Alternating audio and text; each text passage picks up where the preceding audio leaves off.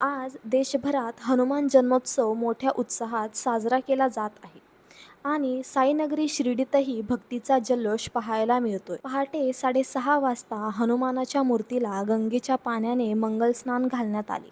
त्यानंतर महाआरती आणि प्रसाद वाटप करण्यात आलं. पण आजच्या उत्सवाचं खास आकर्षण ठरली ती म्हणजे क्रांतियुवक मंडळाच्या वतीने आयोजित करण्यात आलेली 125 किलो वजनाच्या बजरंग गोटा उचलण्याची थरार स्पर्धा. शिर्डी आणि परिसरातील तरुणांनी मोठ्या उत्साहात सहभाग घेतला.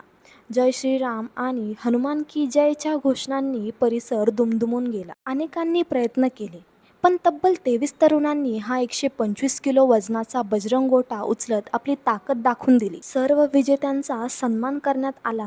हनुमानांची प्रतिमा आणि प्रमाणपत्र देऊन त्यांचा गौरव करण्यात आला. यावेळी बोलताना माजी विश्वस्त सचिन तांबे यांनी म्हटले की हनुमान जन्मोत्सवाच्या निमित्ताने क्रांतियुग मंडळाच्या माध्यमातून या ठिकाणी बजरंग गोटा उचलणे स्पर्धा, जोर बैठका स्पर्धा आणि विविध धार्मिक कार्यक्रमांचं आयोजन करण्यात येतं. हा 125 किलो वजनाचा जो गोटा आहे हा गेल्या 25 वर्षापासून शिर्डीतील कार्यकर्ते या ठिकाणी उचलत आहे.